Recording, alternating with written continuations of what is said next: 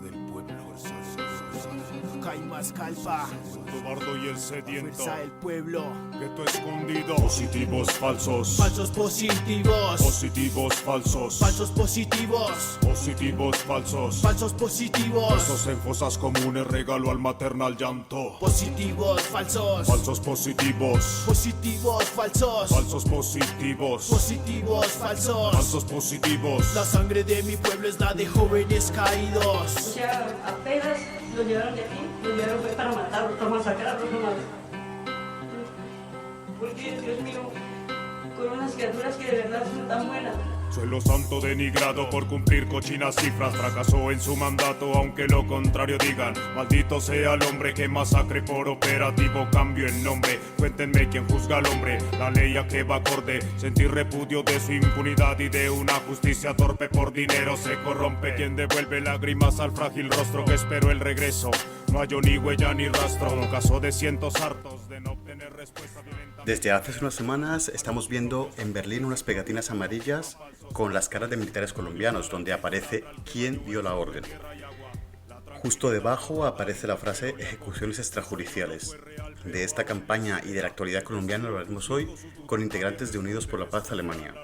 Aunque mucho la busquen, se burlaron de la verdad, con su poder presumen el manipular de un pueblo que no investiga y el futuro de su historia castiga. Restringen conocimiento, sucesos serán intriga. Querer tener poder tendrá que ser el peor fin y carecer de todo tipo de querer en absoluto. De luto está el pueblo completo que deshonra su mandato, que es corrupto, astuto y más que eso. Un asesino a sueldo, punto muerto, falso profeta oculto. Psicológicamente el control se nota. Mis notas son... Alejandro Chávez es antropólogo y profesor en Brandenburgo. Sus líneas de investigación en el máster que estudia actualmente en la Freie Universität de Berlín son relaciones interculturales y migraciones. Bienvenido, Alejandro, y gracias por estar aquí. Bueno, muchas gracias a ti, Jorge, por la invitación. Por otro lado, tenemos a Luisa Cifuentes, es graduada en Relaciones Internacionales de la Universidad Javeriana, enfocada en Latinoamérica y el Caribe, y actualmente hace un máster también en la Freie Universität, vinculada a los estudios interdisciplinarios latinoamericanos. Bienvenida y muchas gracias por estar aquí. Muchas gracias por la invitación. En Colombia, bajo el gobierno del presidente Álvaro Uribe Vélez, miembros del ejército han asesinado cientos de civiles para presentarlos como guerrilleros muertos en combate, con el fin de mostrar éxitos militares y recibir beneficios. A la fecha, la Fiscalía colombiana reconoce la existencia de 1.137 víctimas de desapariciones y asesinatos de civiles por parte del ejército. ¿Qué piensan ellos? De que matan a un campesino y lo piensan camuflar para reportarlo, por lo menos al batallón, para decir matamos a un guerrillero en tal parte. Y resulta que le quitan lo que tiene, le quitan la ropa que él tiene, le colocan un camuflado y le colocan una pistola o cualquier vaina, cualquier prenda militar, y van a decir no, es un guerrillero. Mi tierra siente tanta amenaza, pregunto qué pasa, es la misma casa. Y para donde yo mire si tengo que seguir aquí viviendo este tormento que no para, solo para sangre regada, tristeza en la cara de muchas madres atadas a vivir la vida cotidiana. Llegará o no llegará Juliana, fulano, fulana, cuando llegarán o cuántos más morirán. Salen de casa y porque nunca regresan, ¿dónde están? Porque salen de casa y nunca regresan. Se convirtió esa práctica en una forma de ascender dentro de la institución militar. Es decir, un suboficial que quisiera pasar a ser oficial, que pudiera ascender en su carrera militar, necesitaba tener un cierto número de bajas, ese es el lenguaje que se emplea, para poder adquirir, digamos, la suficiente jerarquía y poder ascender dentro de las fuerzas militares. Ellos dicen que vienen a proteger al campesino y llegan a protegerlos a matarlos, porque eso es lo que están haciendo, matando a los campesinos. Porque mataron a un padre de familia, un señor que estaba trabajando con nosotros, así que es un guerrillero. ¿Y sabe qué? Que lo que pasa es que ustedes tienen que entregar esos resultados de esa manera. Que nosotros queremos mejor que nos despejen la zona como estaba antes, porque antes vivíamos bien y la zona andaba despejada y llegaron ellos y ya hay muchas masacres estando ellos. ¿De qué nos sirve amanecer con el miedo impregnándose en los huesos? ¿De qué nos sirve amanecer con el miedo? Lo que acabamos de oír es el fragmento del documental Falsos Positivos del 2009. Y quiero empezar evidentemente con esta pregunta para los dos invitados, ¿qué significa esta campaña que estáis lanzando desde Unidos por la Paz Alemania y por qué lo hacéis como Unidos por la Paz? Bueno, esta campaña surge como una necesidad de visibilizar todos estos casos de falsos positivos, tanto en el pasado como en el presente, porque se siguen presentando en Colombia y con una absoluta impunidad. Entonces, por eso el grupo decide visibilizarlo en el exterior, porque debido a que en Colombia la impunidad es rampante y no se ha hecho nada al respecto, en ese momento decide Unidos por la Paz tomar cartas en el asunto y empezar esta campaña para visibilizar no solo en Berlín, sino en toda Europa esta problemática y llevarla a oídos de la comunidad internacional. ¿Y qué es Unidas por la Paz de Alemania? Bueno, Unidos por la Paz es un colectivo de la sociedad civil. Nos organizamos en el año 2016, luego de los resultados del plebiscito por la paz en Colombia. Desde el colectivo queremos apoyar el proceso de paz por medio de diferentes iniciativas de formación y movilización social.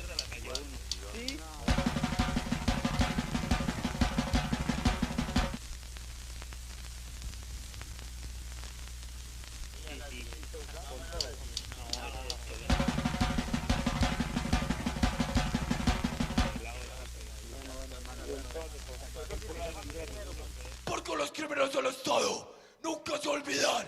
Falsos positivos.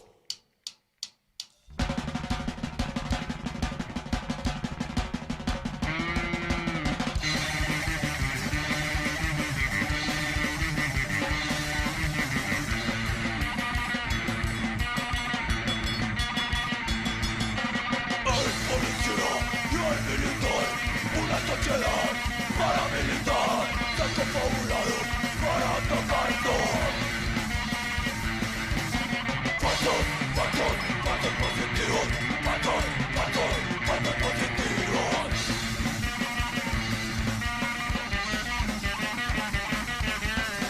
Desaparecer, que tornos de ser, ante la patria, quedan como héroes.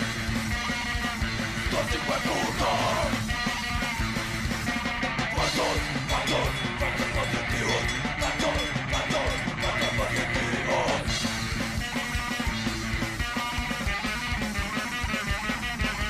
Y los derechos humanos en esta tierra son violados. Cuando todos padecen bajo el manto de la muerte. Falsos positivos. Falsos positivos.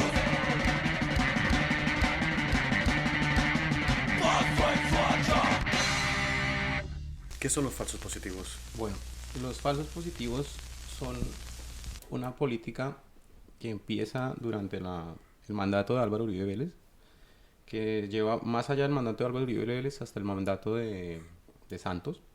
Empieza en el 2000 y termina alrededor del 2010, aunque hay casos donde aparece de nuevo. ¿Qué viene siendo esto? Son ejecuciones de civiles extrajudicialmente. ¿Qué quiere decir esto? Se recogen personas civiles tanto en las ciudades como en los campos, se les lleva a sitios específicos de donde hay zonas de guerra y se les ejecuta y se les hace pasar por guerrilleros en combate. ¿Qué pasa? Eso se llama un positivo. El positivo para el ejército es una baja en combate. Lo que pasa es que en esta época se empiezan a dar una serie de incentivos a los militares en los que se ganan prebendas, ascensos, días libres por positivo. Lo que pasa es que el ejército empieza a utilizar esto de manera sistemática, en esto podemos decirlo así, y empieza a ejecutar civiles que no tienen nada que ver con el conflicto armado. A eso se le denomina falsos positivos. Las ejecuciones a priori no son legales en Colombia. ¿Por qué estamos hablando de ejecuciones extrajudiciales y no de extralegales? Bueno, aquí hay que tener en cuenta la definición de ejecuciones extrajudiciales, que son todos los actos y omisiones representativos de Estado que constituyan una violación al reconocimiento general del derecho a la vida encarnado en la Declaración Universal de los Derechos Humanos y otros tratados internacionales. Esto se desprende del mandato del relator especial de la ONU para este tema en especial, establecido por primera vez en 1982. Cuando salió este escándalo, se hablaban de 1.500, luego 3.500, que fueron los casos más o menos orientados por diferentes organizaciones internacionales durante el gobierno de Álvaro Uribe. Tras las 2 legislaturas de Santos, la firma de la paz con la guerrilla de las FARC y ya vamos a la mitad del gobierno de Iván Duque, se calculan que hay más de 5.700. ¿Es esto una práctica que se sigue haciendo? Sí, el aproximado es muy difícil de llegar a un aproximado real porque el ejército da un número risible de unas 300 bajas aceptadas por el ejército. En el sticker que estamos manejando y en el mural que se maneja aparecen 5.763, pero se llega a pensar a vuelo de pájaro por encima del número llegaría a ser unas 10.000 personas alrededor.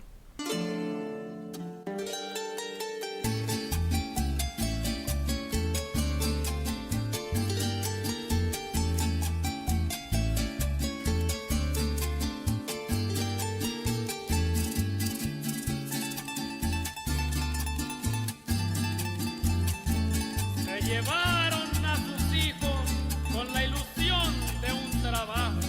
Querían salir del montón de tantos desempleados, pero nunca imaginaron que estaban siendo engañados. Para morir en la guerra habían sido reclutados. En camiones y deprisa fueron bien acomodados para llevarlos al destino que ya estaba señalado, donde se les daría muerte vistiendo un camuflado. Son los falsos positivos que Colombia ha denunciado. En tumbas y fosas comunes así fueron sepultados por las manos homicidas, dando así los resultados que habían sido abatidos en combate por soldados, porque eran guerrilleros del actual conflicto armado.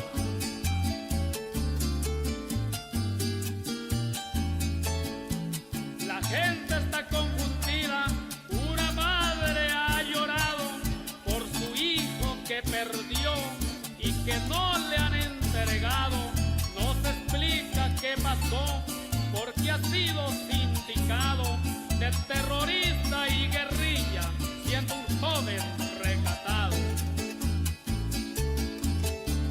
Como trofeo de guerra, la sangre se ha derramado, y aquel joven inocente que engañado fue llevado a este sitio muy lejano, donde quedó masacrado con sevicia y inconsciencia por las balas de un soldado.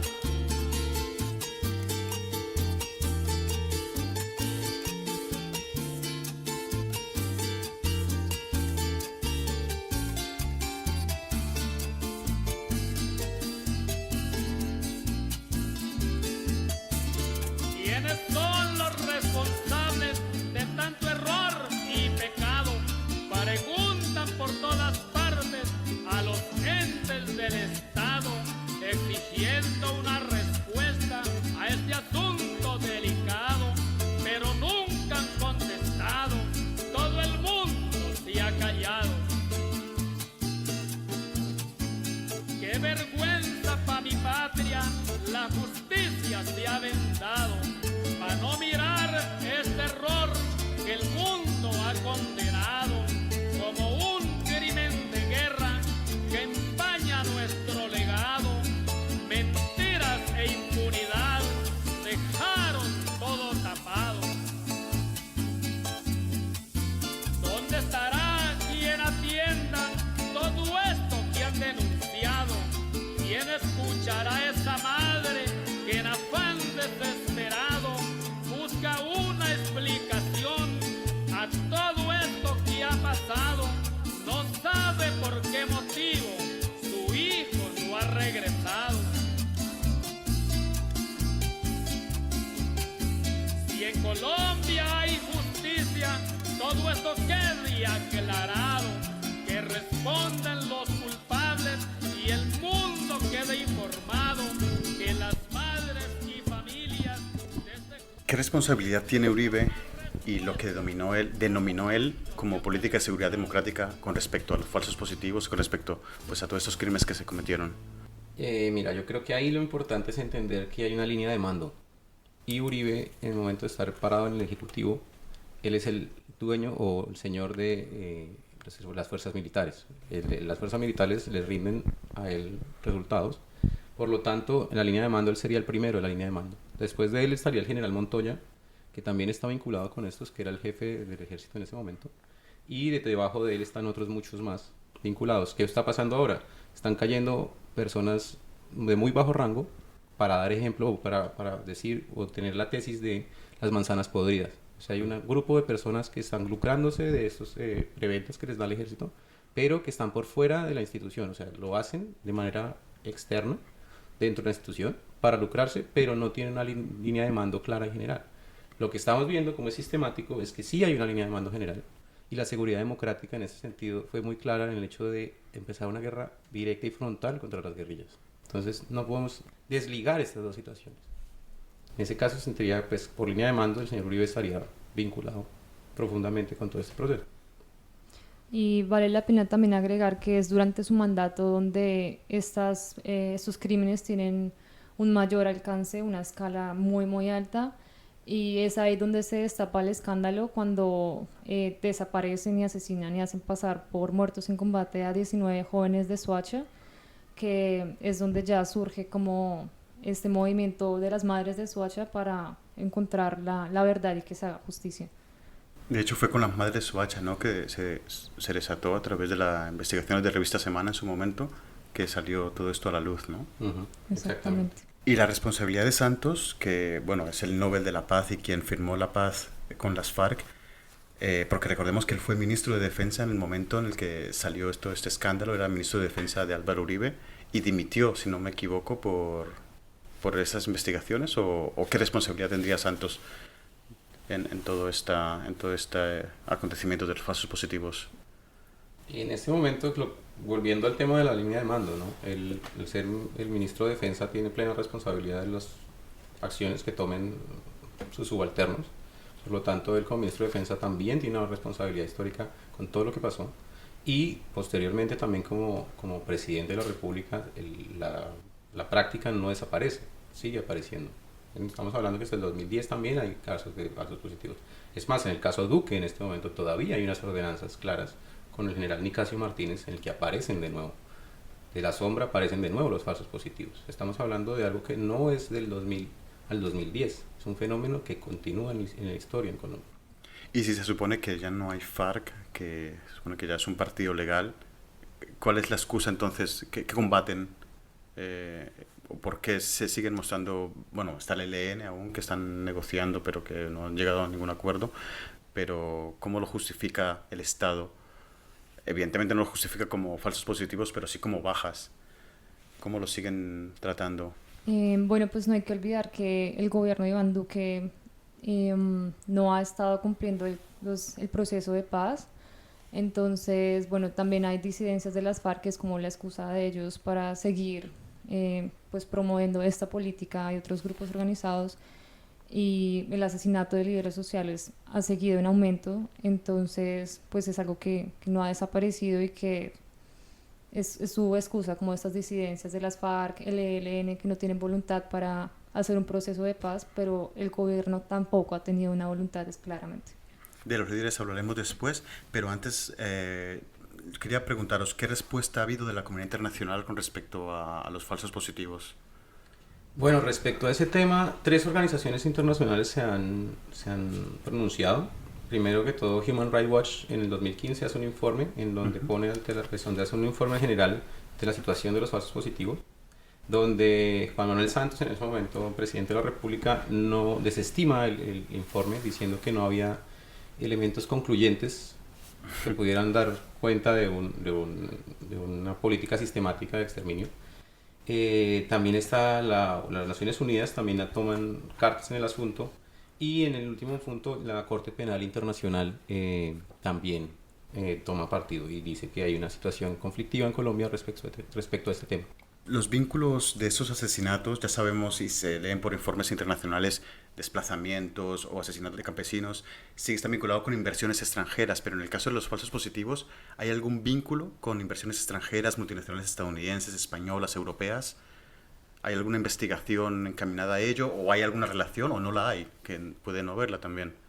Mira, yo creo que en este caso tendríamos que analizar el conflicto en general en Colombia. El conflicto en general en Colombia está dado por la tenencia de la tierra y el usufructo de la misma. Lo que pasa en Colombia es que esas personas, campesinos en este caso, dueños y propietarios de un territorio, tienen que ser desplazados.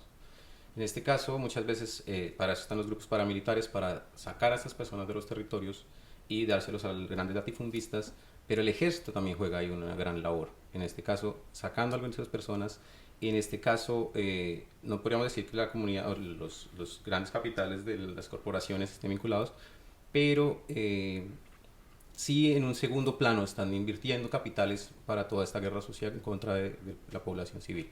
Claro, porque sí se ha sabido de casos de sindicalistas, ¿no? Asesinados de Coca-Cola, de Nestlé y de muchas multinacionales que tienen una cara en una parte del mundo y luego en países como Colombia pues están vinculadas a estos crímenes. Pero dentro de todo este contexto de una guerra, evidentemente las FARC ya no existe como guerrilla armada, como grupo ilegal, sino es un grupo plenamente legal. Dentro de todo este contexto de asesinatos extrajudiciales, ¿qué responsabilidad podría tener o qué papel podría jugar con los falsos positivos, la insurgencia?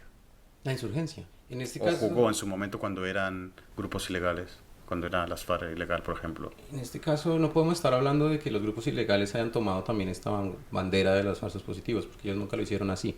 Ellos tomaron objetivos militares, cumplieron, digamos, en el caso de atentados, secuestros, todo esto, ellos son objetivos militares para este grupo en un entorno de guerra.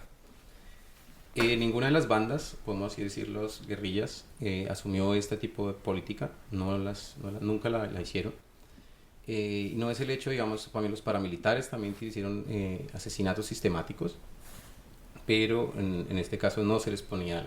En este caso es el enmascaramiento, ¿no? Lo que se está hablando. Es que se disfraza a una persona para hacer pasar por otra cosa que no es, ¿sí? Y en este caso un paramilitar no le importa si es un civil, un campesino, una mujer, un niño, no le importa. En cambio al ejército sí le importa porque él va a ganar prebendas de eso. Él va a ganar unas ciertas garantías que le van a servir de subir en el ascenso dentro del mismo ejército.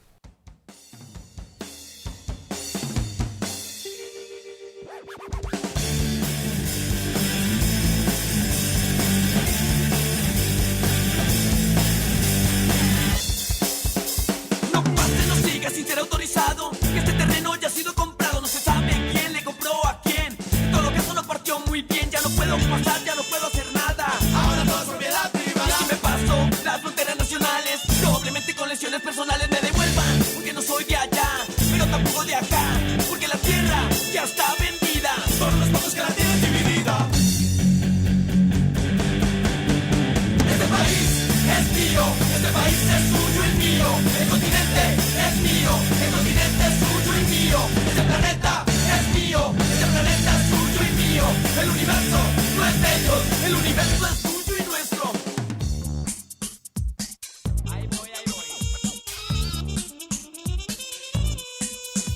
No pase, no siga sin ser autorizado, que este terreno ya ha sido comprado, no se sabe quién le compró a quién. En todo caso no partió muy bien, ya no puedo pasar, ya no puedo hacer nada. Ahora todo es propiedad privada. Y si me paso las fronteras nacionales, probablemente con lesiones personales me devuelvan, porque no soy de allá, pero tampoco de acá, porque la tierra ya está vendida por unos pocos que la tienen dividida. Este país es mío, este país es suyo y mío, el continente es mío, el continente es suyo y mío, este planeta es mío, este planeta es suyo y mío, el universo no es de ellos, el universo es suyo y nuestro.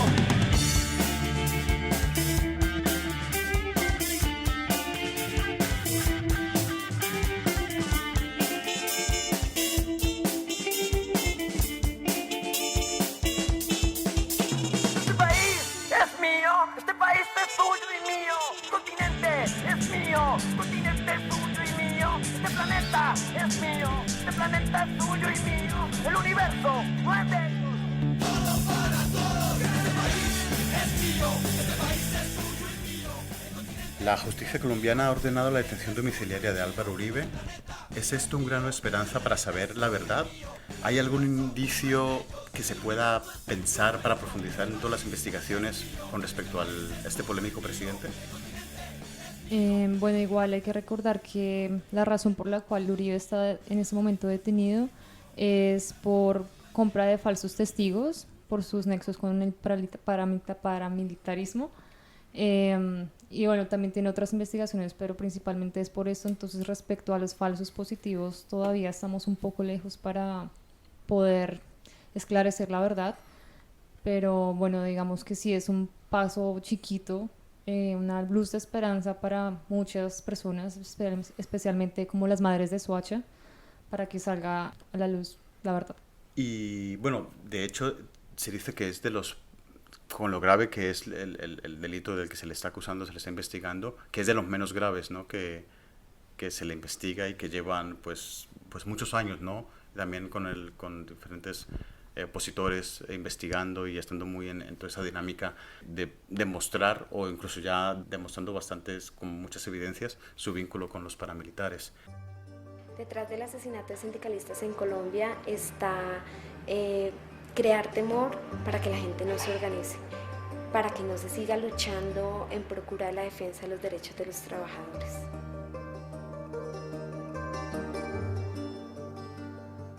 Podemos afirmar que hay un deseo o hay una intención de cortar cualquier tipo de organización que vaya a reclamar derechos económicos, sociales y culturales.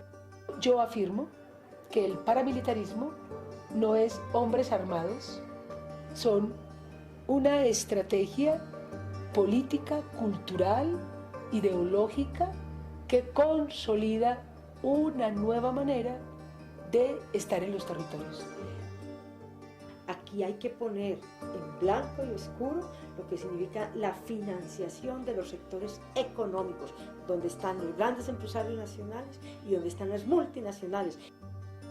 Aquí se ha diseñado una política que lleva a la destrucción de todas las formas de organización de la oposición política en Colombia, de organizaciones sociales, incluidos en ellos el movimiento indígena, el movimiento campesino, el movimiento sindical, y en la última etapa hasta las organizaciones defensoras de derechos humanos y sectores de la Iglesia que acompañan a las comunidades más pobres y marginadas del país.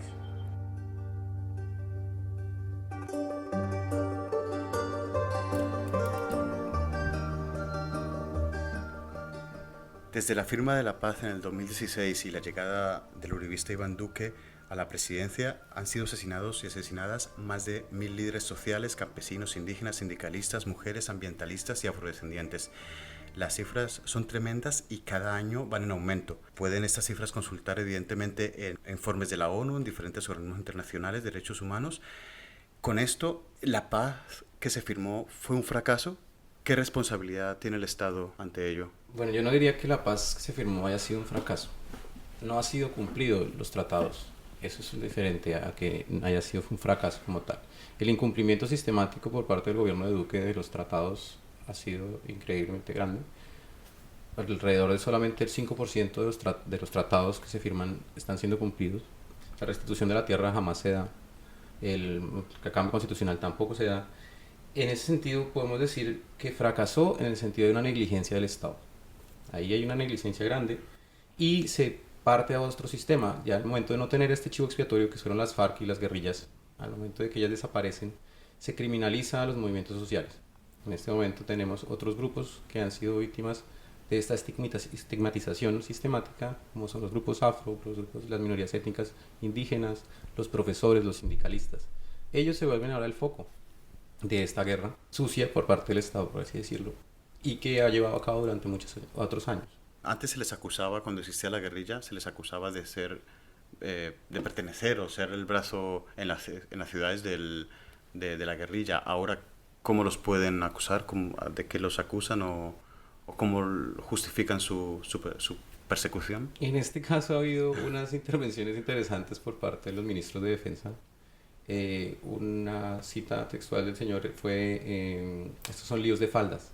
Muchas veces se ve victimario casi que la víctima en el momento de ponerlo como una persona que se dejó llevar por la emoción del momento y pudo matar a su esposa o lo mataron a él. Entonces eso pone en tela de juicio esta victimización y no deja que esas personas sean víctimas reales. El Estado no las considera como tal. Es súper complicado ese concepto, porque al contrario de decir el Estado mató a estas personas, se les está poniendo del otro lado. ¿Sí? Ellos son los victimarios en este sentido. Y lo que hemos dicho, el aumento de las cifras de los asesinados de líderes sociales es una cosa que continúa, ¿no? Incluso en la situación actual de pandemia. Sí, ahorita con la pandemia ha estado incluso aumentando mucho más de lo normal. Ahorita con la cuarentena que hay en Colombia, los grupos armados están haciendo y deshaciendo a su voluntad.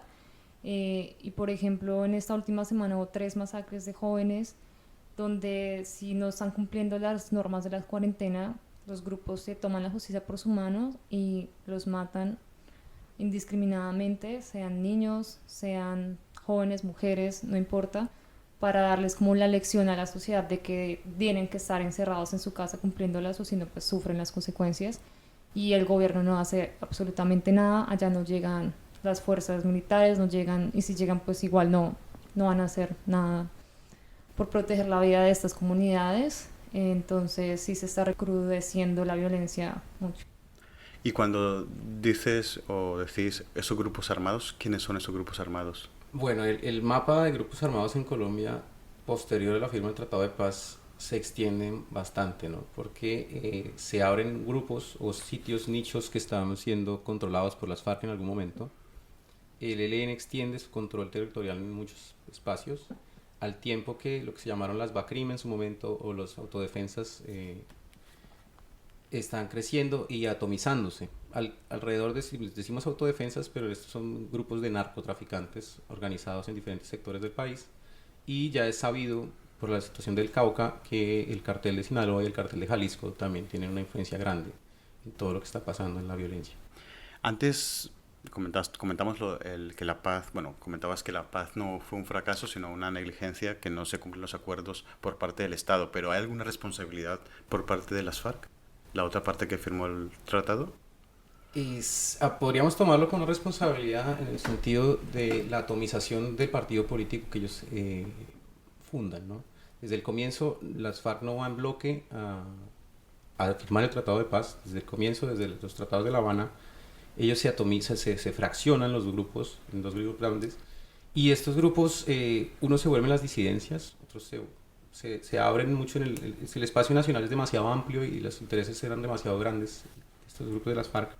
El grupo que deja las armas y firma el tratado, posterior al tratado, y al darse cuenta de la negligencia del Estado de no cumplir estos tratados, también se fragmenta, y muchos de las personas que estaban siendo los líderes de ese grupo se devuelven a la militancia.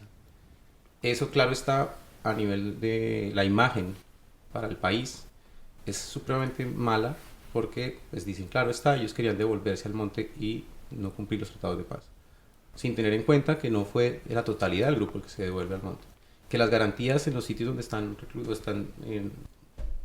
lo están viviendo en este momento los guerrilleros en transición a la vida social, están siendo vulneradas, o sea, siendo asesinados alrededor de 210 guerrilleros en estado de indefensión, no dentro de un estado de guerra. Entonces eso hace que ese grupo se atomice también y se fragmente. Asesinados, ¿no? ¿Te refieres a combatientes que han evidentemente cumplido y firmado y han estado de acuerdo con la nueva legalidad en acorde a la paz, pero han sido asesinados, ¿no? Estos combatientes. Sí, aquí vale la pena resaltar que ellos cumplieron una gran parte del tratado, que era entregar las armas. Ellos estaban en un espacio pues ya listos para empezar sus procesos, para reincorporarse, y en estos espacios el gobierno muchas veces no llegó, los dejó tirados literalmente ahí. Entonces eso también manda un mensaje muy erróneo para, por ejemplo, la guerrilla del ELN, porque si ellos dicen, si a las FARC no les están cumpliendo, los están asesinando todos los días, pues ¿qué garantías les esperan a ellos?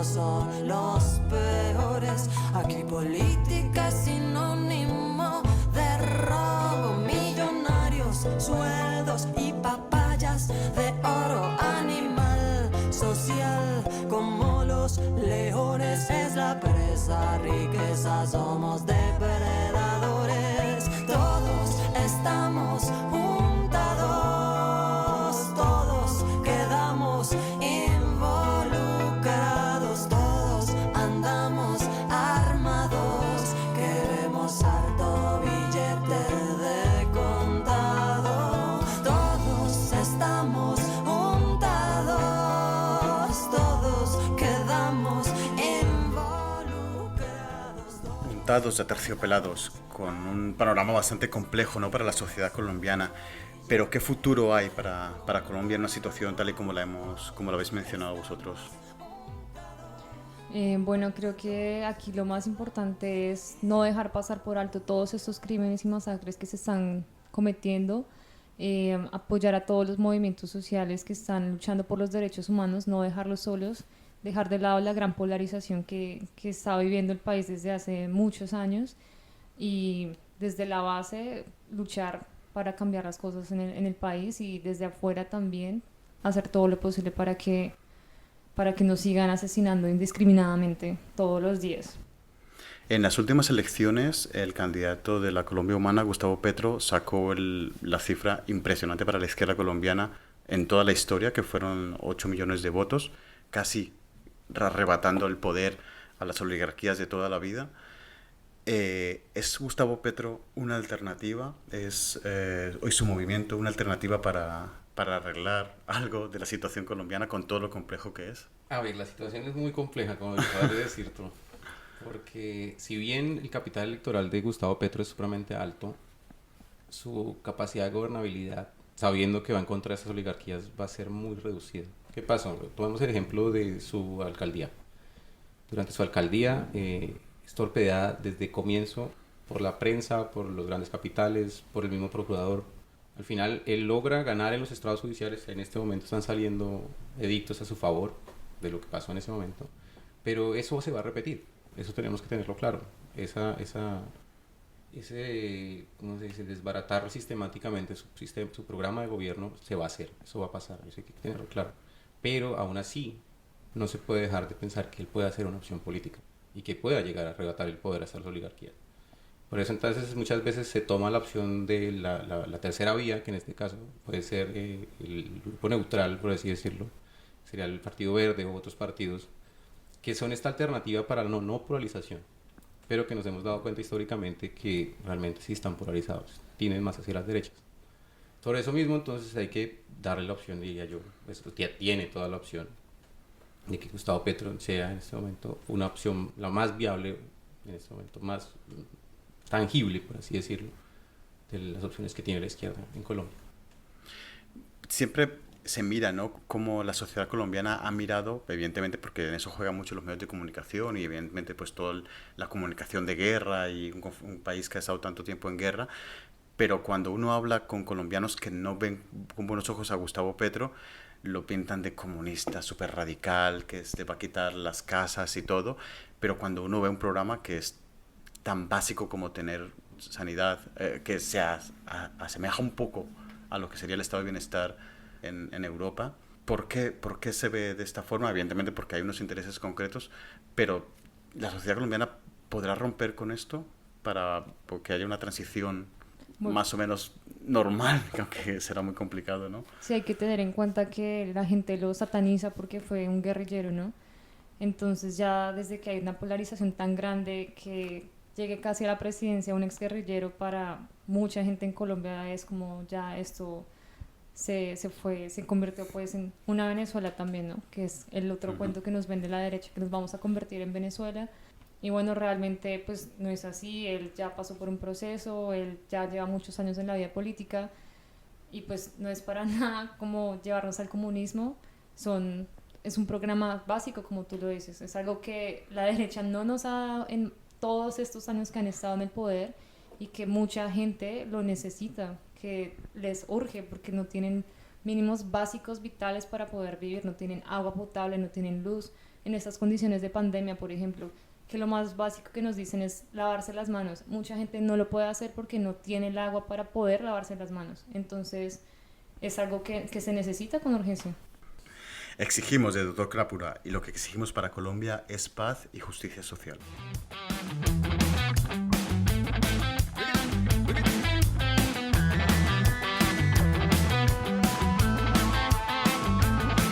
Exigimos respeto por la vida, exigimos mejor educación, exigimos la verdad en las noticias, exigimos toda la información, exigimos que el agua se proteja, porque no hay nada que tenga más valor, exigimos nueva gente en el gobierno y que se acabe tanta corrupción, respeto por la montaña y que la selva no se pueda ni tocar, que devuelvan toda la tierra y el campesino que la vuelva a trabajar. Exigimos, porque la voz podemos levantar. Exigimos, porque tenemos derecho a protestar. Exigimos, porque la voz podemos levantar. Exigimos, porque tenemos derecho a protestar.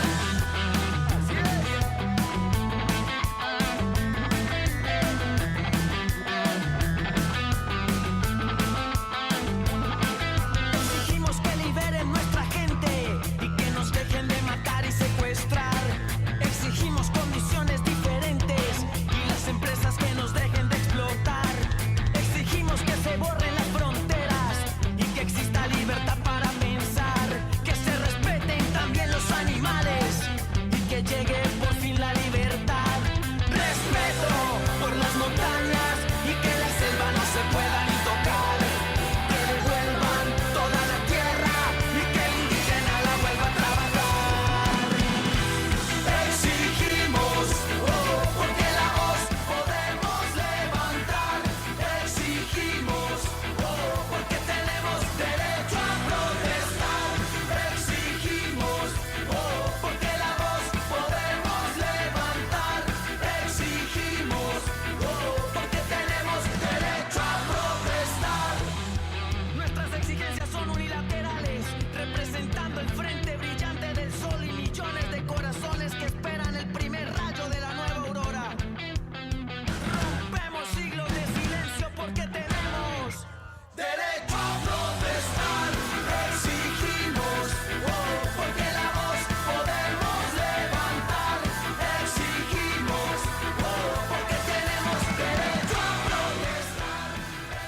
Cuando Europa entró en cuarentena en marzo, tras el comienzo de la pandemia de la COVID-19, Colombia empezó a tener unos controles aparentemente decentes, pero ahora es uno de los países donde más crecen los contagios.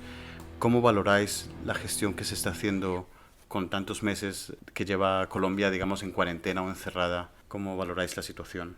Creo que en Colombia es muy compleja la situación porque hay muchas casas que dependen del diario, como decimos en Colombia, de ir todos los días a rebuscarse la plata para poder comer ese mismo día, para pagarse un cuarto. Entonces, para muchas familias no es una opción quedarse en la casa, porque si no salen simplemente no pueden comer o no pueden tener una casa, así de fácil.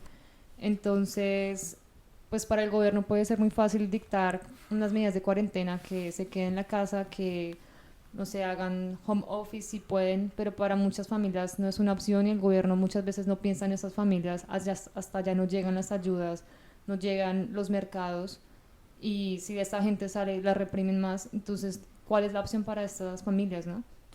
¿Vuestras familias están bien de salud? ¿Cómo está vuestra gente allí con este tema de la pandemia? Sí, mi familia menos mal están bien, pues encerrados hace 6 meses, pero bien. El encierro lo que es, y pues está muy desesperado ya de no haber podido salir. Por más que uno trabaje en la casa, nunca será lo mismo que salir a la calle, poder vivir una vida normal. ¿Y cómo lo habéis vivido aquí en Berlín? Berlín es una ciudad sui generis, la verdad, porque la cantidad de infectados ha sido muy baja a comparación a otros países como España e Italia. La responsabilidad muy baja, diría yo. Hay mucha gente en las calles, hay raves cada fin de semana. pero aún así el sistema de salud alemán pues, está muy bien montado y ha sabido contener la pandemia.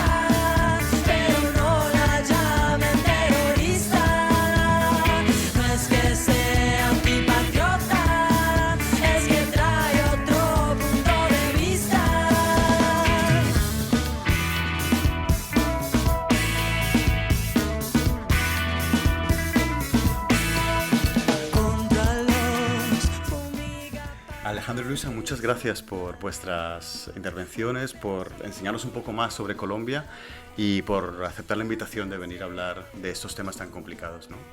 Muchas gracias a ti por la invitación. Bueno, Jorge, muchísimas gracias por la invitación personalmente, y del grupo UPA, Unidos por la Paz, Berlín y Alemania, te agradecemos mucho la invitación. Espero que no sea la última y que más adelante sigamos con otros temas, y aquí sois bienvenidos siempre. Muchas gracias. Gracias. Y nosotros nos despedimos con la canción protesta de Aterciopelados. Hasta la próxima.